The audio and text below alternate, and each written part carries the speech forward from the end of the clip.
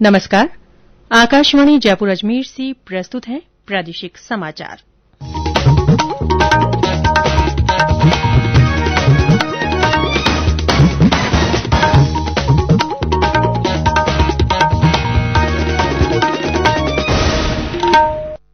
मुख्य समाचार। जाने माने न्यूरोलॉजिस्ट डॉक्टर अशोक पंगड़िया का निधन। प्रधानमंत्री, राज्यपाल और मुख्यमंत्री सहित कई नेताओं ने शोक व्यक्त किया। प्रदेश में 18 से 44 आयु वर्ग के लिए कोविड टीकाकरण अभियान में तेजी। जयपुर में 255 केन्द्रों पर टीके लगाए गए। केन्द्र सरकार ने राज्यों और केन्द्र शासित प्रदेशों को अब तक 25 करोड़ 60 लाख से अधिक कोविड रोधी टीकों की आपूर्ति की। देश में कोरोना रिकवरी रेट बढ़कर 94.93% हुई। और मौसम विभाग ने अगले 24 घंटों में पूर्वी राजस्थान में कई स्थानों पर आंधी और बारिश की संभावना व्यक्त की।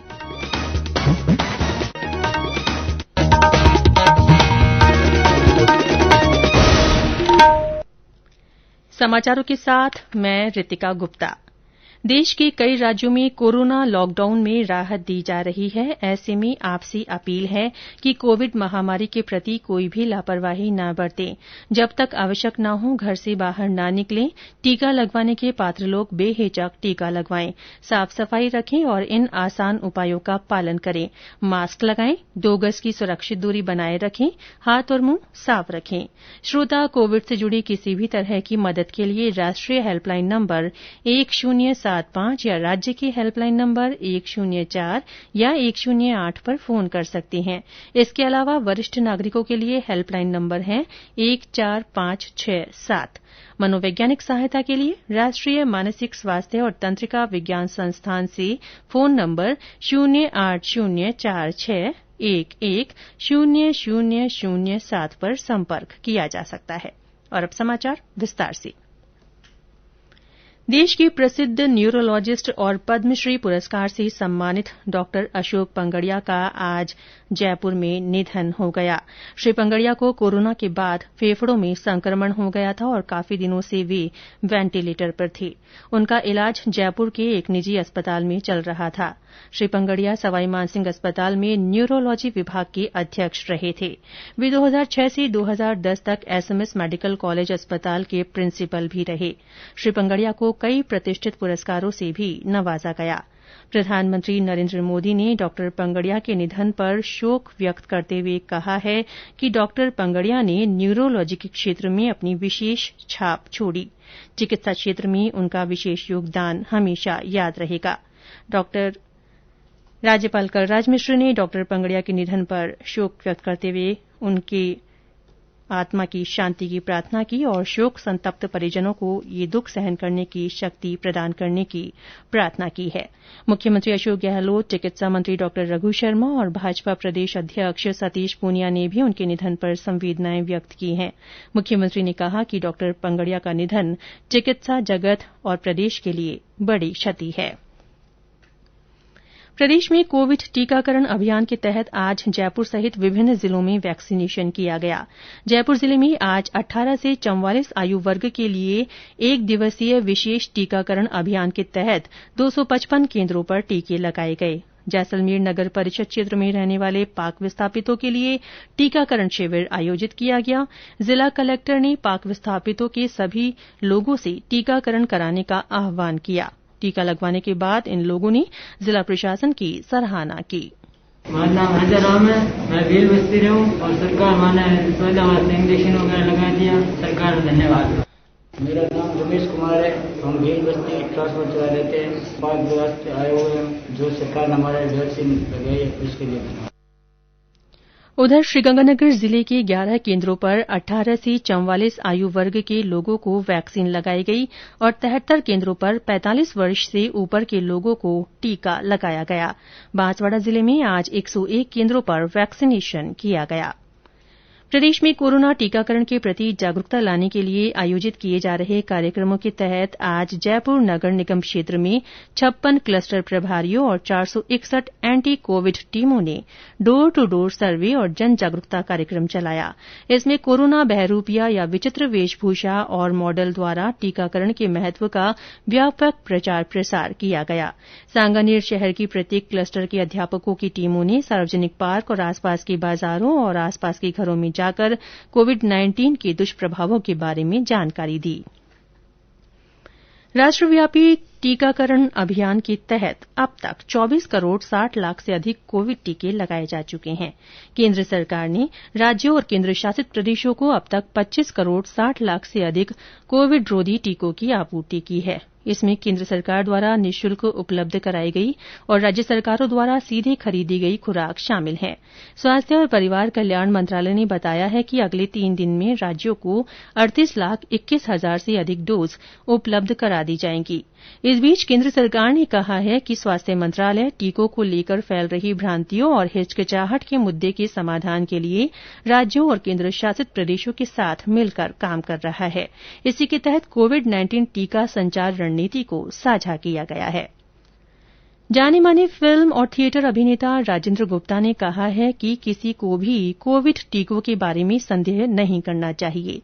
आकाशवाणी समाचार को एक विशेष संदेश में श्री गुप्ता ने बताया कि उन्होंने दोनों टीके की डोज ले ली है और वे इसके बाद अच्छा महसूस कर रहे हैं।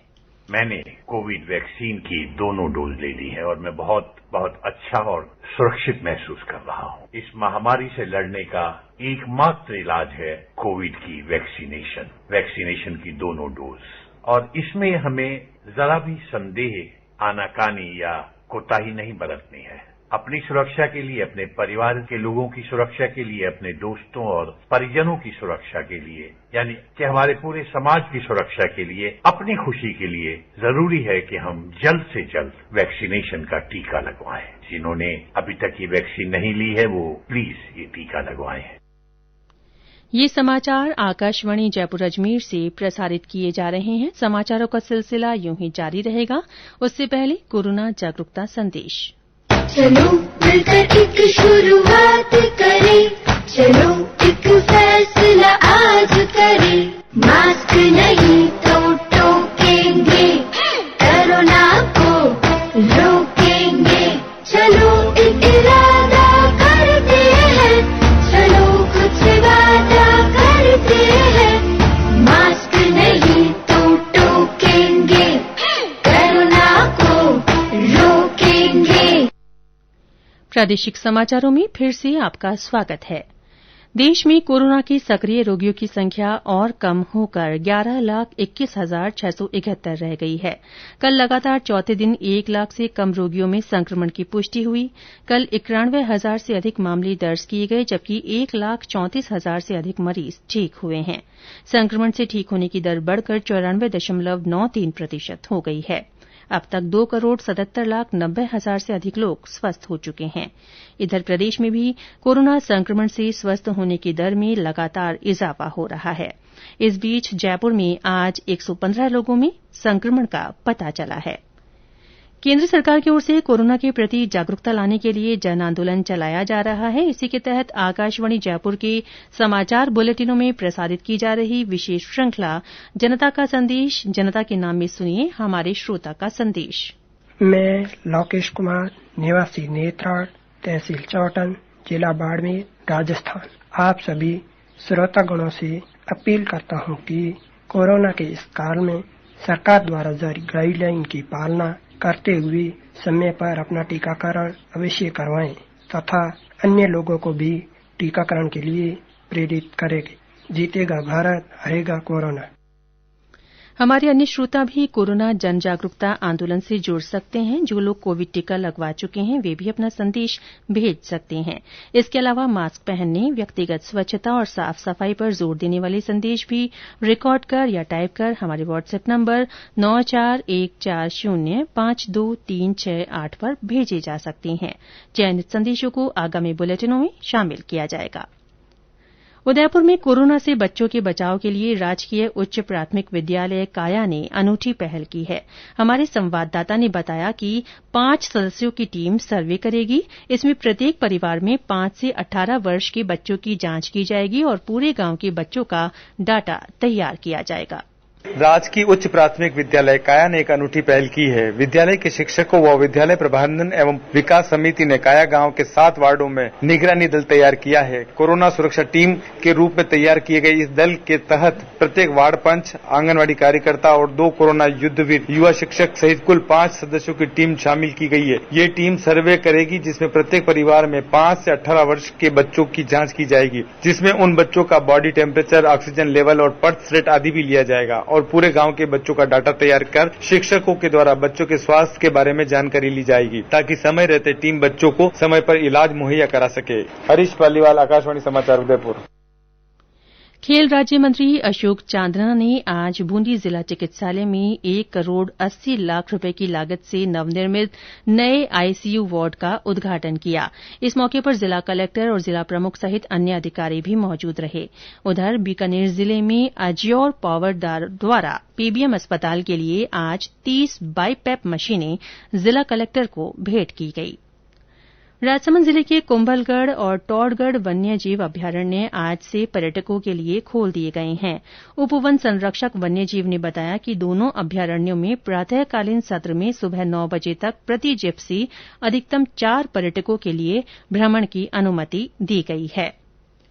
प्रधानमंत्री कार्यालय में राज्य मंत्री डॉ जितेन्द्र सिंह ने मधुमेह का कोविड पर प्रभाव के बारे में जागरूकता अभियान चलाने का आह्वान किया है। डायबिटीज इंडिया के विश्व सम्मेलन 2021 में उद्घाटन भाषण देते हुए डॉ सिंह ने कहा कि मधुमेह से पीड़ित लोगों की प्रतिरोधक क्षमता की स्थिति ठीक नहीं होती है और उन्हें कोरोना जैसे संक्रमणों का अधिक खतरा रहता है।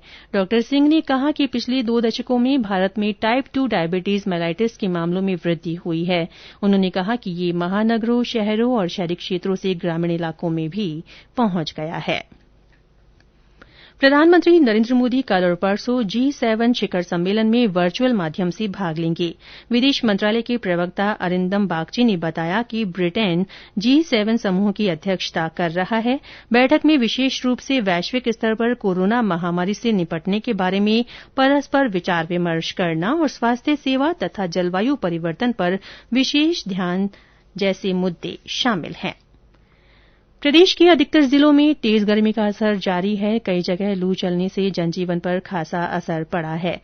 पिछले 24 घंटों में सबसे अधिक 45.3 डिग्री सेल्सियस तापमान श्रीगंगानगर जिले में दर्ज किया गया है। मौसम विभाग के निदेशक राधेश्याम शर्मा ने बताया कि अगले 24 घंटों में पूर्वी राजस्थान के भरतपुर और कोटा संभाग के जिलों में थंडर स्टॉर्म गतिविधियां शुरू होने की संभावना है।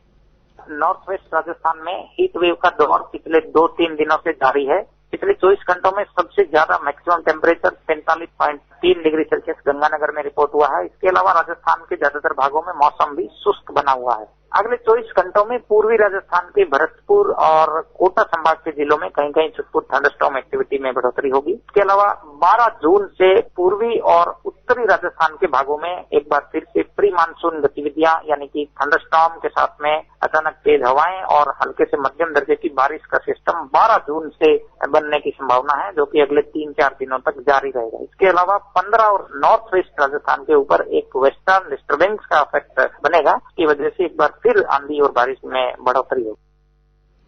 प्रधानमंत्री नरेन्द्र मोदी 27 जून को आकाशवाणी से मन की बात कार्यक्रम में अपने विचार साझा करेंगे। ये मासिक रेडियो कार्यक्रम की 78वीं कड़ी होगी। और अंत में मुख्य समाचार एक बार फिर। जाने माने न्यूरोलॉजिस्ट डॉक्टर अशोक पंगड़िया का निधन हो गया है। प्रधानमंत्री, राज्यपाल और मुख्यमंत्री सहित कई नेताओं ने शोक व्यक्त किया है। प्रदेश में 18 से 44 आयु वर्ग के लिए कोविड टीकाकरण अभियान में तेजी आई है। जयपुर में आज 255 केन्द्रों पर टीके लगाए गए। केन्द्र सरकार ने राज्यों और केन्द्र शासित प्रदेशों को अब तक 25 करोड़ 60 लाख से अधिक कोविड रोधी टीकों की आपूर्ति की है। देश में कोरोना रिकवरी रेट बढ़कर 94.93% हो गई है। और मौसम विभाग ने अगले 24 घंटों में पूर्वी राजस्थान में कई स्थानों पर आंधी और बारिश की संभावना व्यक्त की है। इसी के साथ प्रादेशिक समाचार बुलेटिन समाप्त हुआ। नमस्कार।